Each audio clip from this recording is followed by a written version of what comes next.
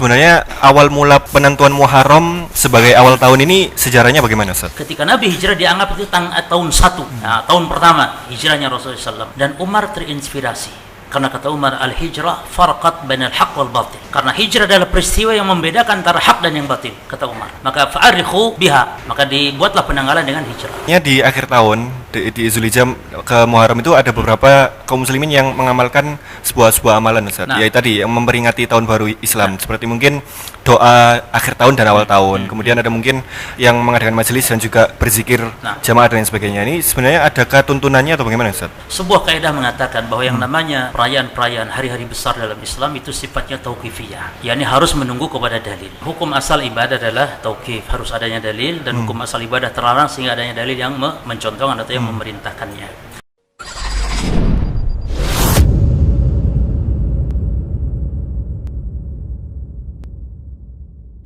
Bismillahirrahmanirrahim. Assalamualaikum warahmatullahi wabarakatuh. Alhamdulillah wassalatu wassalamu ala rasulillah. Para pendengar sekalian, selamat datang kembali di podcast Ruang Mengaji, yang mana di podcast ini kita membicarakan berkaitan dengan topik-topik seputar permasalahan agama Islam, dan tentunya dengan narasumber yang bergantian di tiap episodenya. Dan di episode kali ini kita sedikit outdoor atau keluar dari studio yang seperti biasanya.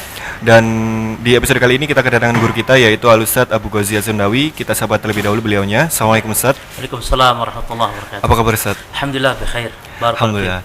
Kita membicarakan berkaitan dengan masalah tahun baru Islam, Ustaz. Yang mana sekarang ini kita sedang berada di bulan Zulhijjah. Nah, sebentar lagi masuk di bulan Muharram. Nah, biasanya di akhir Zulhijjah menuju ke Muharram itu ada beberapa kaum muslimin yang merayakan tahun baru Hijriah, Ustaz. Nah, sebelum kita membahas lebih lanjut, sebenarnya awal mula penentuan Muharram sebagai awal tahun ini sejarahnya bagaimana, Ustaz? Baik, barakallahu fiik. Alhamdulillah, wassalatu wassalamu ala rasulillah, thumma amma ba'd. Penanggalan Hijriyah ya, itu tidak ada di zaman Rasulullah SAW, tidak ada pula di zaman Abu Bakar. Ya, jadi mulainya ada di zaman Khalifah Umar bin Al-Khattab radhiyallahu anhu. Dan itu kisahnya berawal dari salah seorang sahabat mengusulkan kepada Khalifah Umar bin Al-Khattab bahwa ketika mengirim surat-surat kepada para pembesar negeri saat itu, semuanya mereka memakai tanggal, memakai bulan tahun gitu ya, surat resmi negara. Lalu kok kita tidak punya? Akhirnya berinisiatiflah beliau untuk membuat penanggalan. Maka musyawarahlah mereka, para sahabat, dan banyak usulan. Ini kita ini dimulai dari mulai kapan ini, gitu kan? Tahun penanggalan baru kita itu dimulai dari kapan? Apakah lahirnya Rasul atau mungkin dari peristiwa apa? Banyak yang usul dari para sahabat. Namun ada usulan bagus, yakni usulan dari Ali bin Abi Thalib untuk menjadikan awal penanggalan itu peristiwa hijrahnya Rasul SAW. Jadi ketika Nabi hijrah dianggap itu tahun 1, tahun pertama hijrahnya Rasulullah SAW. Dan Umar terinspirasi karena kata Umar, al-hijrah farqat bainal haq wal batil. Karena hijrah adalah peristiwa yang membedakan antara hak dan yang batil, kata Umar. Maka fa'arikhu biha, maka dibuatlah penanggalan dengan hijrah. Baik. Lalu mereka bingung, bulannya ini loh penentuan. Karena kalau bulan mereka sudah ma'ruf di kalangan Arab.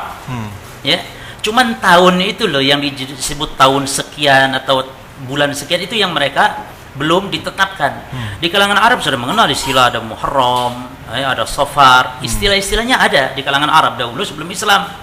Lalu menjadikan bulan pertama ini apa? Nah, bingung lagi, akhirnya musyawarah. Kalau tahunnya sudah ya, jadi penetapan hijrah Rasul, bukan lahirnya Rasul, atau bukan peristiwa menerima wahyu Rasul, bukan.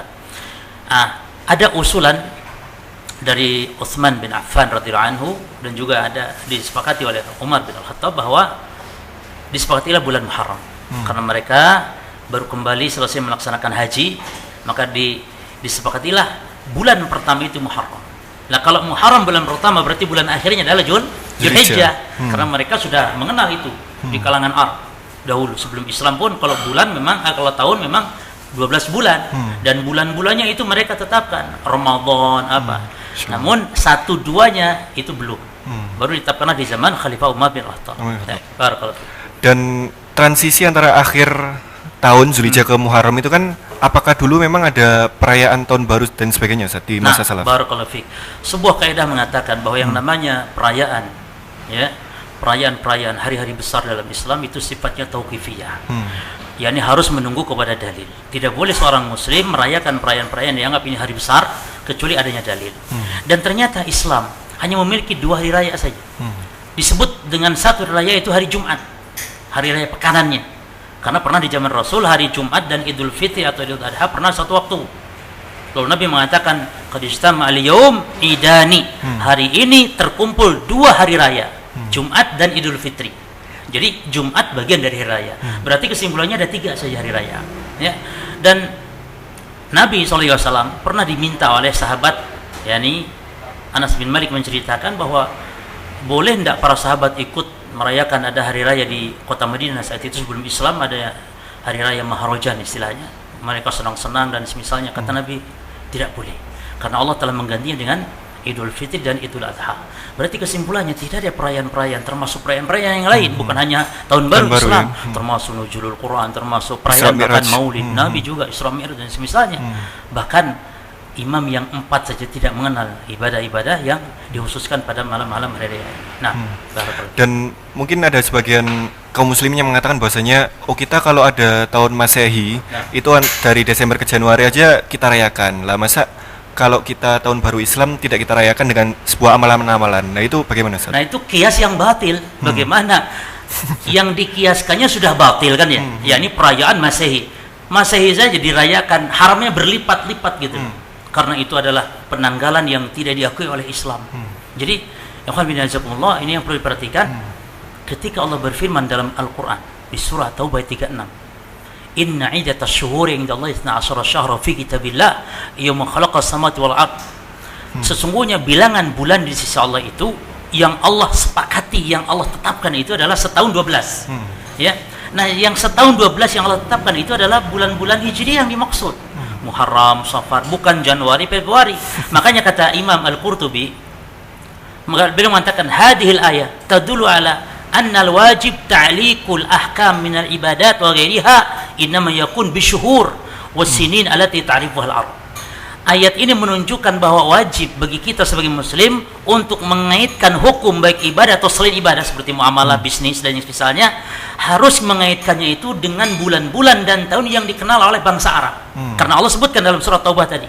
Berarti kita tidak ada sama sekali kepentingan untuk merayakan bulan-bulan, tahun-tahun atau kalender Masehi. Bagaimana pula gitu ya dijadikan alasan untuk merayakan kalender atau bulan-bulan Islam. Jadi sudah tidak benar mengaitkannya. Jadi kita jawabnya jangankan apa yang Islam yang kafir itu nggak boleh, atau jangankan yang kafir itu, jangankan yang muncul kalender dari Masehi itu, bahkan dari Islam pun sudah tidak diperbolehkan kan itu. Jadi tidak benar pengkiasannya, penganalogiannya. Nah, dan biasanya di akhir tahun di Zulhijjah ke Muharram itu ada beberapa kaum muslimin yang mengamalkan sebuah amalan Ustaz. Yaitu tadi yang memperingati tahun baru Islam, seperti mungkin doa akhir tahun dan awal tahun. Kemudian ada mungkin yang mengadakan majelis dan juga berzikir jamaah dan sebagainya. Ini sebenarnya adakah tuntunannya atau bagaimana Ustaz? Barakallahu fikum. Hukum asal ibadah adalah tauqif, harus adanya dalil, dan hukum asal ibadah terlarang sehingga adanya dalil yang mencontohkan atau yang memerintahkannya. Bulan Muharram adalah bulan keramat, bulan suci, bulan terhormat yang ibadah-ibadah dilipat gandakan. Maka kita secara umum diperintah untuk memperbanyak ibadah. Termasuk bulan Zulhijjah, kan ada 4 ya bulan haram itu. Dari mulai Zulqaidah, Zulhijjah dan Muharram. Bahkan 10 ya awal Muharram itu termasuk yang para as-salaf berlomba-lomba memperbanyak ibadah. Makanya Abu Utsman An-Nahdi rahimallahu taala beliau mengatakan kanu as-salaf yu'azzimuna 13 bahwa para salaf dahulu mengagungkan 10 yang 3. Yang pertama al-ashrul awal min al-Muharram, 10 pertama Muharram. Yang kedua al-ashrul awal min Dzulhijjah. Yang kedua 10 awal dari bulan Dzulhijjah. Dan yang ketiga al-ashrul akhir min Ramadan, 10 yang akhir dari bulan Ramadan. Jadi 3-10 ini yang termasuk yang keramat adalah nanti di bulan Muharram ini. Maka seorang muslim dianjurkan berbanyak amalan ibadah. Namun mengkhususkan puasa, mengkhususkan amalan sholat tertentu misalnya, maka ini perlu pada dalil. Mengkhususkan doa akhir tahun, doa awal tahun, ya. Ada lagi puasa akhir tahun, puasa awal tahun. Semuanya adalah hadis-hadis yang tidak sahih. Bahkan Al-Imam Az-Zawji dalam kitabnya Al-Mawdu'at telah mengumpulkan kumpulan hadis-hadis palsu tentang puasa, termasuk diantaranya puasa awal dan akhir tahun. Ada hadisnya yang maudhu, hadis palsu yang dibuat-buat oleh manusia untuk tujuannya baik, namun tidak ada dasar dari Nabi sallallahu alaihi wasallam. Maka perbanyak amalan ibadah, kecuali puasa Asyura, ya itu memang khusus puasa Asyura. Bahkan boleh dari puasa dari tanggal 9-nya, tanggal 10 ini puasa Taswa dan puasa Asyura. Itu ditekankan, dianjurkan. Nah, barakallahu fiik. Dan memang dari perayaan sampai amalan-amalan itu tidak ada tuntunannya semua ya Ustaz ya? Jadi seorang muslim tidak boleh duduk karena mengamalkannya termasuk bentuk kebid'ahan, dibuat-buat atau hal yang diadakan dalam agama kita. Jadi sudah seperti biasa aja Ustaz ya, antara peralihan Zulhijjah ke Muharram itu Ustaz ya? Nah, ada sebagian kaum yang dia tidak ingin merayakan dengan hura-hura, tapi dengan melakukan ritual tertentu, termasuk ibadah di masjid. Ya, ini juga termasuk hal yang sama saja bentuk mengagungkan hari atau bulan atau awal tahun tersebut. Jadi tidak ada aktivitas seperti biasa. Ya, jadi mengganti hura-hura dengan apa? Katanya ibadah awal tahun di masjid. Sama saja, karena itu bentuk justru ibadah itulah yang mengkhususkan, yang butuh kepada dalil dalam melakukannya. Nah mungkin beberapa mungkin ada yang mengatakan kalau di tahun baru itu mengucapkan selamat Ustaz. Nah ini selamat tahun baru Hijriah 1400 berapa gitu Ustaz. Nah ini hukum yang mengucapkan atau sikap kita ketika diucapkan seperti itu bagaimana Ustaz? Taib, saling mengucapkan yang dicontohkan oleh para sahabat adalah ketika hari besar. Dan hari besar kita adalah Idul Fitri, Idul Adha, dengan saling mendoakan. Makanya hari besar Islam itu didahului dengan ibadah yang agung. Seperti Idul Fitri didahului dengan ibadah apa? Saum, rukun Islam juga. Ibadah Idul Adha juga didahului dengan ibadah yang agung, itu haji. Ibadah yang agung itu berkurban dan semisal. Sehingga ketika berhari raya kita bergembira dengan saling mengucapkan doa, taqabbalallahu minna wa minkum. Semoga Allah menerima amal ibadah kita. Nah, sekarang mengucapkan salam di tahun baru, ya, dan ini bukan hari besar, bukan hari besar tahun baru Islam itu. Dan dia hari biasa, walaupun di situ ada sejarah, namun tidak disyariatkan, tidak dianjurkan untuk kita saling mengucapkan.